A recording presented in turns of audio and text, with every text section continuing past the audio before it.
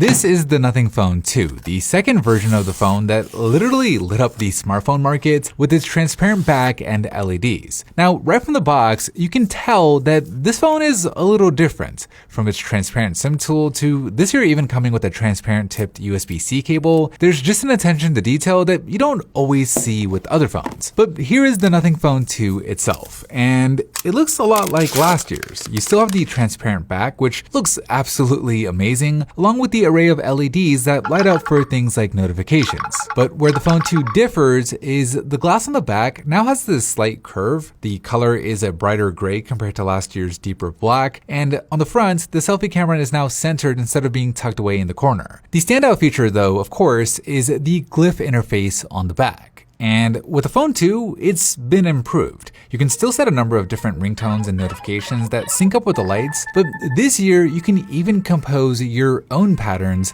and set them to individual contacts. There's now an option to use the LED for a timer that goes down as time expires, and nothing is working with third-party app developers like Uber to let you check those app statuses without having to pick your phone up. Just like last year, the Nothing Phone can let you check your phone's battery with a little shake. You can get a visual response while you're using the Google Assistant, and there's still the option to flip to glyph, where the phone will automatically go on silent when you put it face down with a flashing light indicating that the mode is active. Which, all of it combined, outside of just being fun, Nothing believes can help users be less distracted by their phones. And that philosophy kind of carries over to the software. The Phone 2 has this minimalist UI, there's even a monochrome theme that can help keep colorful apps from screaming for your attention, and overall, I really like it. It's just clean and simple, and it just goes with the rest of the phone, with attention to detail sprinkled all the way throughout. Now, one of the biggest improvements with the Phone 2 is actually what's under the hood, with it being powered by the Snapdragon 8 Plus chip. This chip was enough for the Phone 2 to beat the iPhone 14 in our speed test on YouTube, where not only was it able to edge out the iPhone in terms of how fast it was able to run through the tasks, but with 12 gigabytes of RAM, it was also able to keep more apps open and ready to go in the background. The new chip also enables better cameras, with Nothing saying that the Phone 2's 50 megapixel cameras on the back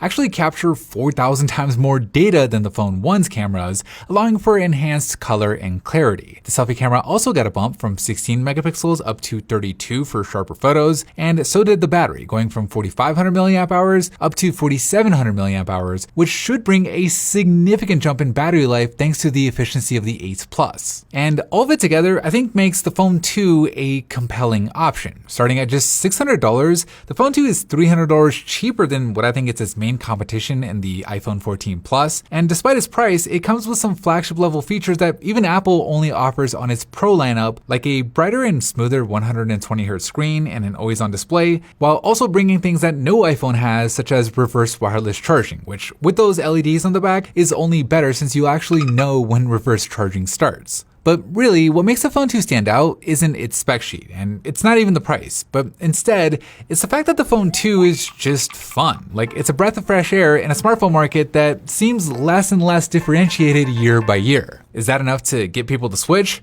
I don't know, but having serious competition to the iPhones and the Galaxies of the world at a price point that doesn't break the bank, well, it's something I can definitely get behind.